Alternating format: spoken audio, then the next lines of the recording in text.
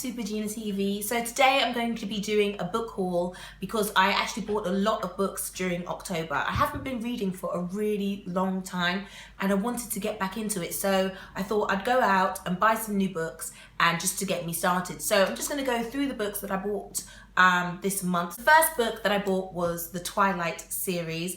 I absolutely love these books. When this first came out, I was literally so enchanted by the story, how a human and a vampire can live together and love and make it, basically. If you don't know what Twilight is about, which is highly unlikely, it's about a girl called Isabella Swan who basically moves to a new town where her dad lives and finds out that there are vampires there. She falls in love with one of them called Edward, a vampire that's been alive for centuries, and basically it's just a romantic tale. So it's a really, really interesting book. I love this book. I think this is probably one of my favorite books of all time. I just loved it. Like, I think I'm going to reread it again because I just love it so much. So when I saw this in the charity shop, and I think it was about £2, I had to pick it up. I couldn't leave this one behind. So I've got Twilight, New Moon and Eclipse. Twilight is my favorite one out of all 4 books, but I think they're all really, really good. Obviously telling the tale about her love affair with Edward. I am actually team Jacob, so I kind of wish it, it went a little bit differently, but it was still a great book, still a great read, and I'll definitely be reading all of them all over again. So the next book that I bought was Harry Potter and the Philosopher's Stone. Now, I'm actually about 10 years late in reading this book. I have never read any of the Harry Potter books before. I've never seen any of the films. I literally missed the whole Harry Potter boat. And here I am 10 years later trying to catch up. So basically, I saw this in the charity shop and I wasn't even going to pick it up because I've never been interested in the Harry Potter stories. I think I'm just not interested in wizards at all. But I thought, everyone's talked about this for the last 10 years and everyone says it's brilliant. So I thought, let me pick it up and read it and see what it's about. This is the first time I've actually read a children's book as an adult. So I thought that was going to be really interesting. I didn't know whether I was going to be a little bit bored or whether it was going to be, really childish and I wasn't going to be able to get into it. Little did I know that this is actually one of the most amazing books I've ever read. So I read this book in probably about 2 days because it was just so good. I was literally reading it on my lunch breaks, reading it on the train, literally reading it every moment I could. And even though it is a children's book, I say children's very loosely because it's for all ages, it was so good. I literally was so immersed in the world that J.K. Rowling had created. I was really, really in awe of her writing in this first book. I know how successful she becomes, obviously, because it's 10 years later. And I know that there's so many other books in the series and, some people get better with time. But this first book, she was literally enchanting and writing all the magic into these first few pages. I just think that the way that it's written is easy for everyone. It's such a good story with so many details, and that she actually goes, into so much detail into how to make this magical world. And even though it's alongside our world, it just seems so amazing. I just loved it. I really, really could not rave about this book anymore. I went back to the charity shop and actually went back and bought the other books. I think I've got 4 out of the 7 books, so I don't actually have the second book yet, so I'm just definitely going to get that, definitely going to read it and get back into the rest of the series because everyone says it's amazing, and from this first book I can see why everyone loves it. So definitely a Harry Potter fan now. So I've only got 6 more books to read and 7 movies to watch. So the next book that I bought was Paper Towns by John Green. I haven't actually read any of John Green's book, but I know they're all kind of like teen YA book. It's the same author that wrote The Fault in Our Stars. I haven't actually read that book, but I did see the movie, and the movie was really, really sad, but really, really good. I've also seen the movie of Paper Towns, which is why I actually picked this book up.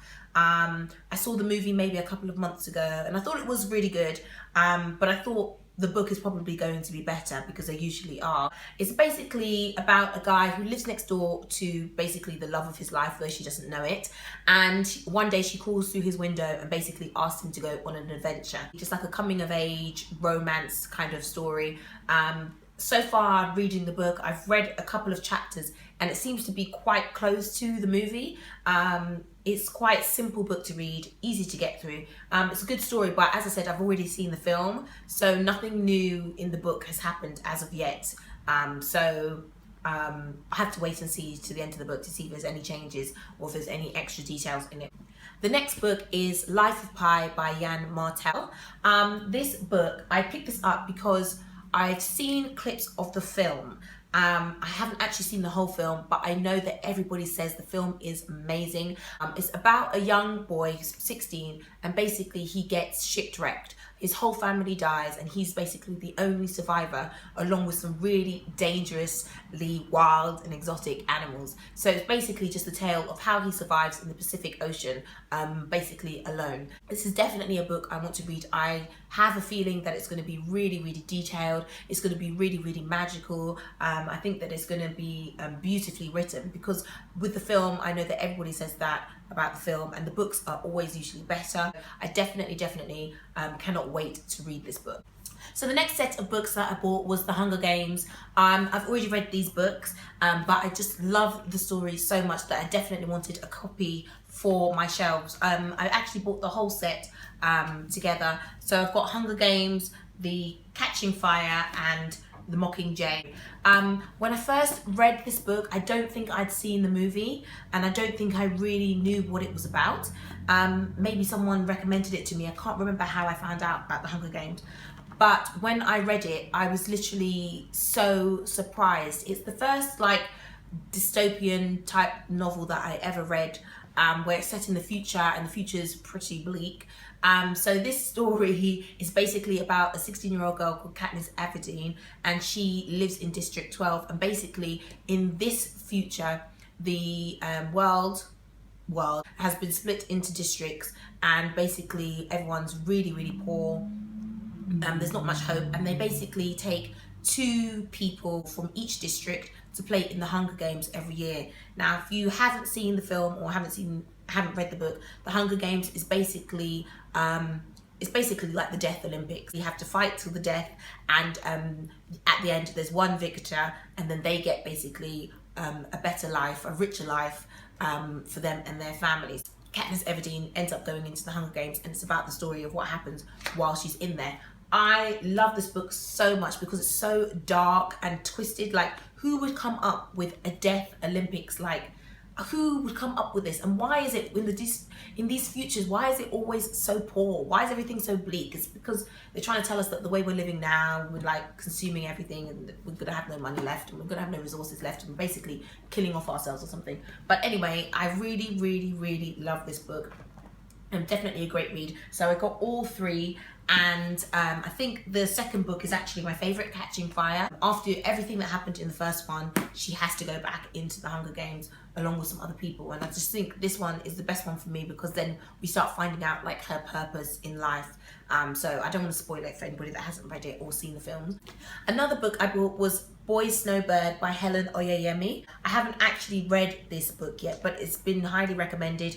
I say it's a really good book, and it's supposed to be like a retelling kind of Snow White. So that really interests me because it's like an adult fairy tale. So I find that really, really interesting. So I really cannot wait to read this book. Another book I bought was I Am Malala. It's an autobiography of a 16-year-old girl who basically was living under Taliban rule in Pakistan. She was fighting for girls' rights, education rights. As a result of that, she was actually shot by the Taliban. So I think this story is going to be really, really interesting, really, really heartfelt, emotional book. She actually was honoured with a Nobel Peace Prize at the age of 16. I think she was the youngest person to ever get that. So I think that that's going to make this book really, really interesting, and I'm actually really excited to read it. I probably am going to wait to read this, and maybe when I have a bit more time, maybe in the Christmas break, just so that I can actually really focus on it, because I know it's going to be a heart-wrenching story. So I think I'm going to have to take my time and read this one. The last 2 books that I bought, I actually bought them on my Kindle, and the first one was Everything Everything by Nicola Yoon. I loved this book. When people were talking about it and saying that it's about a girl that lives in a bubble and is allergic to everything, I was literally like, well, what's going to happen in this book? What could actually happen? She can't touch anyone. She can't go outside. She can't touch anything that's been outside because she's allergic to absolutely everything. She lives in a bubble. I thought, oh my gosh, this sounds like my kind of book. If you haven't read it, Everything is about a young girl called Maddie. She's 18 and basically she's lived in her house all her life. She's allergic to everything outside. She's allergic to the air. She's allergic to people. She's just anything can make her sick. She does all her school lessons online. She doesn't even meet her teachers really in real life unless they've been decontaminated.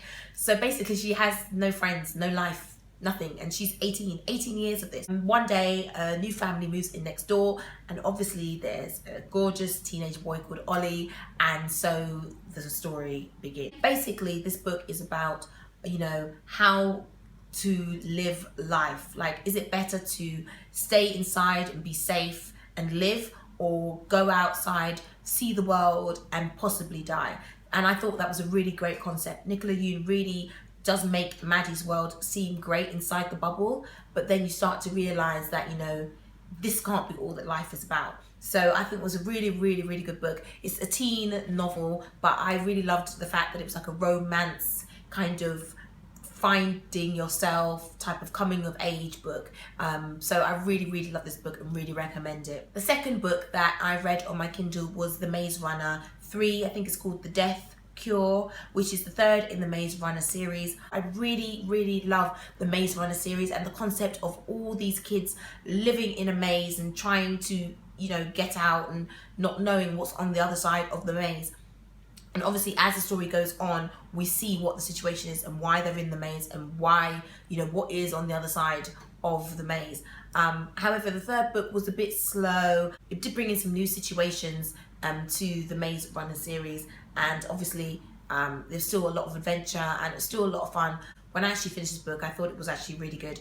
Not as good as the first two books, but I'm still going to read the rest of the Maze Runner series because I really want to find out what happens, what is going on in this world. This is another book where the future is bleak and there's basically a virus out there and these kids have to save the world. I mean, the future's not looking bright. Like, according to all these books, the future is really, really dark. So those are all the books that I bought this October. Thanks so much for watching and I'll see you next time.